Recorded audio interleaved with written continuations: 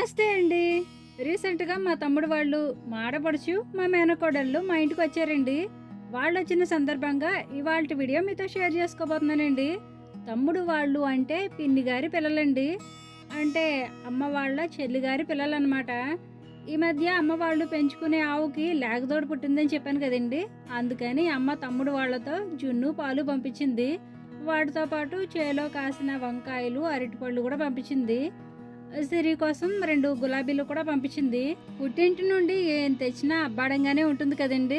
చిన్నప్పుడు నానమ్మ వాళ్ళ ఊర్లో ఉన్నప్పుడు అమ్మ కోసం తాతయ్య కూడా అలానే అన్నీ తెచ్చేవాడు. ఆ రోజుల్లో అయితే ఏ సీజన్‌లో పండినవి అవి, ఏం కాస్తే అవే పట్టుకొని వచ్చేవారు. చిన్నప్పుడు అమ్మమ్మ వచ్చినా, తాతయ్య వచ్చినా పండగే పండగ. ఫస్ట్ అయితే తాతయ్య దగ్గరికి పరిగెత్తుకుంటూ వెళ్ళి గుర్రం ఎక్కేసి, ఆ తర్వాత తాతయ్య ఏం తెచ్చాడా అని సంచులు వెతికేసుకునేవాళ్ళం. సరేనండి, వచ్చే దారిలో జున్ను, పాలు లీక్ అవ్వకుండా నాన్న ప్లాస్టర్‌తో టైట్‌గా చుట్టేశారు. ఇదివరకు అమ్మాళ్ళింటికి వెళ్ళే రోడ్లు అసలు బాగుండేవి కాదు కదండీ! ఈ మధ్యనే రోడ్లు కన్‌స్ట్రక్షన్ స్టార్ట్ చేశారు. ఆల్మోస్ట్ అయిపోవచ్చాయి. ఇంకొన్ని రోజుల్లో రోడ్లు బాగైపోతాయి. ఇక నుంచి అమ్మాళ్ళింటికి 2 అవర్స్‌లో వెళ్ళిపోవచ్చు. మా ఆడపడుచు వాళ్ళు, మా తమ్ముడు వాళ్ళు ఒకే రోజు వచ్చారండి. ఆ రోజు అందరూ జున్ను తినేసి నైట్ సరిగ్గా ఎవరు భోజనం చేయలేదు. వండిన అన్నం మొత్తం అలానే ఉండిపోయింది. తమ్ముడు వాళ్ళు పాలు తెచ్చారు కదండి, అవే పెరుగు తోడు పెట్టేసి ఆ పెరుగుతోనే మిగిలిపోయిన అన్నంతో పెరుగన్నం తాలింపు పెట్టేశాను. కొంచెం అయితే పర్వాలేదు, కానీ అన్నం ఎక్కువ మిగిలిపోవడంతో రైస్ వేస్ట్ చేయాలనిపించలేదు. అందుకే పెరుగన్నం తాలింపు పెట్టేశాను. మామూలుగా అయితే మా ఆడపడుచు వాళ్ళు వచ్చినప్పుడు పూరీనో బజ్జీనో ఏవో ఒకటి వేస్తాను, కానీ ఆ రోజు టిఫిన్ చేయలేదు. పైగా లంచ్కి బిర్యానీ తింటాం కాబట్టి ఉదయం పెరుగన్నం బెటర్ కదా అని అన్నమే తాలింపు పెట్టేశాను. పెరుగన్నం తాలింపేమో పెద్దవాళ్ళకండి, పిల్లలకి పాలు అటుకులు ఇచ్చేసాను. పాలల్లో బెల్లం వేసుకొని ఆ పాలల్లో అటుకులు వేసుకొని తింటే టేస్ట్ చాలా బాగుంటుందండి. సిరికైతే ఇలా బెల్లం పాలలో వేసిన అటుకులు అంటే చాలా ఇష్టం.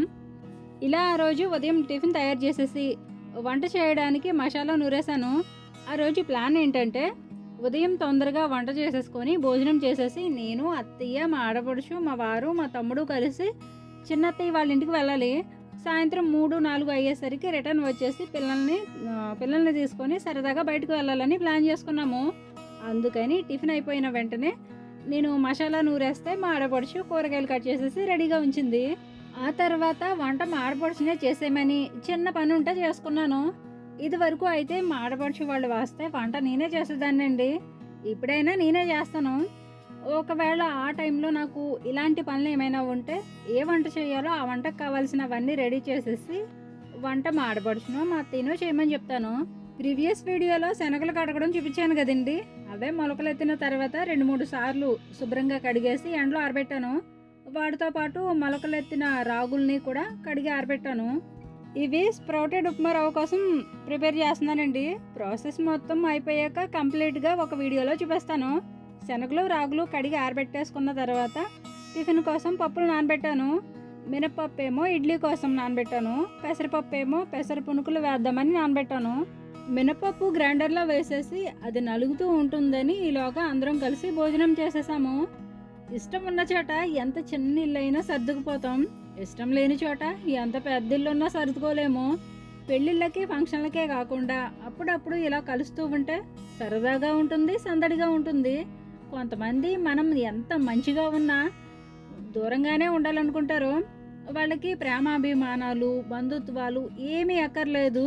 వాళ్ళ కుటుంబం ఉంటే చాలు, ఇంకెవ్వరూ అవసరం లేదు. ఓకేనండి, భోజనం చేసేసిన తర్వాత పిల్లల్ని ఇంటి దగ్గరే వదిలేసి పెద్దవాళ్ళమంతా చిన్నత్తయ్య వాళ్ళ ఇంటికి వెళ్ళాము. ఇప్పుడు ఎందుకు చిన్నత్తయ్య వాళ్ళ ఇంటికి వెళ్ళామంటే మా మరిదికి చిన్న రోడ్ యాక్సిడెంట్ అయిందండి. దేవుడి దయ వల్ల చిన్న చిన్న దెబ్బలతో ప్రమాదం తప్పింది.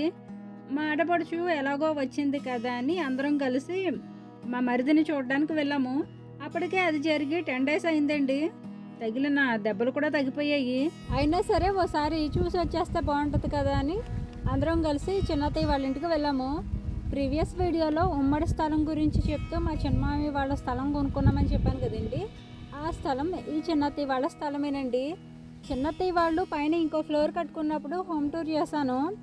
ఆ వీడియో మీలో ఎంతమంది చూసారో ఏమో కానీ చిన్నత్తయ్య వాళ్ళ ఇల్లు మన ఛానల్లో హోమ్ టూర్ వీడియో ఉంటుంది. మా అత్తయ్య మా చిన్నత్తయ్య అసలు తోటికోడల్లాగే ఉండరండి, అక్క చెల్లెళ్ళలాగా ఉంటారు. నా పెళ్ళైన ఇన్నేళ్లలో అత్తయ్య చిన్నత్తయ్య ఏ విషయం గురించి కూడా ఒకరినొకరు ఒక్క మాట కూడా అనుకోలేదు. పైగా మా అత్తయ్య మా చిన్నత్తయ్య ఇద్దరూ మంచి వాళ్ళేనండి. మా చిన్నమామయ్య సంవత్సరం క్రితమే చనిపోయారు. చిన్నమామయ్య చనిపోయిన సంవత్సరం తర్వాత చిన్నమామయ్య వాళ్ళ స్థలం మేము కొనేసుకున్నాము. చిన్నత్తయ్య వాళ్ళు కాకినాడలో సొంత ఇల్లు కట్టుకొని కాకినాడలోనే సెటిల్ అయిపోయారు. ఉమెన్స్ డే స్పెషల్గా ఉమ్మడి ఫ్యామిలీతో ఉమ్మడి స్థలంలో నేను ఫేస్ చేసిన ప్రాబ్లమ్స్ గురించి లాస్ట్ వీడియోలో మీతో షేర్ చేసుకున్నాను కదండి. వీడియో చూసిన వాళ్ళంతా పాజిటివ్గా తీసుకొని మంచిగా అర్థం చేసుకున్నందుకు అందరికీ థ్యాంక్ యూ సో మచ్ అండి. స్థలం గురించి చాలా డౌట్స్ అడుగుతున్నారు. తప్పకుండా ఏదో ఒక రోజు క్లారిటీగా మా స్థలం గురించి చెప్తానండి. అసలు అయితే ఈ వీడియో ఉమెన్స్ డే రోజు పెట్టాలండి, కానీ ఆ రోజు ఉమెన్స్ డే అవడం వల్ల ఈ వీడియో పోస్ట్ పోన్ చేసి ఉమెన్స్ డే స్పెషల్గా వీడియో చేసి ఆ వీడియో పెట్టాను. ఆడవాళ్ళం ఇంట బయట ఎన్నో చెక్క పెట్టుకొని రావాలి. ఇప్పటి వరకు నేను పడిన కష్టాన్నంతా ఒక వీడియో ద్వారా మీతో పంచుకోవాలనిపించింది. పైగా ఉమెన్స్ డే అంటే మన త్యాగాల్ని మన కష్టాలని గుర్తించి మనకంటూ ఒక రోజు కేటాయించి మన గొప్పతనం ఈ లోకానికి తెలిసే రోజు ఉమెన్స్ డే కాబట్టి నా కష్టాలని నా బాధల్ని ఉమెన్స్ డే రోజు మీతో షేర్ చేసుకున్నాను. ఓకేనండి. మధ్యాహ్నం చిన్నత్తయ్య వాళ్ళ ఇంటికి వెళ్ళొచ్చేసిన తర్వాత సాయంత్రం పిల్లల్ని తీసుకొని సరదాగా ఎగ్జిబిషన్కి వెళ్ళాము. ప్రతి శివరాత్రికి మా ఊర్లో జాతర జరుగుతుందండి. మాడపడుచు వాళ్ళు తమ్ముడు వాళ్ళు కూడా ఉన్నారు కదా అని అందరం కలిసి ఎగ్జిబిషన్కి వెళ్ళాము. ఎగ్జిబిషన్ పిల్లలతో పాటు మా అత్తయ్య మా ఆడపడుచు కూడా ఫుల్గా ఎంజాయ్ చేశారు. నేను మాత్రం వాళ్ళు ఎంజాయ్ చేస్తుంటే చూస్తూ నేను కూడా ఎంజాయ్ చేశాను. ఎగ్జిబిషన్లో ఏది ఎక్కాలన్నా నాకు చాలా భయం అండి. రోడ్డు మీద వెళ్ళేటప్పుడు కొంచెం స్పీడ్గా వెళ్తేనే తెగ భయపడిపోతూ ఉంటాను. అలాంటిది ఇవన్నీ ఎక్కాలంటే నా వల్ల కాదు.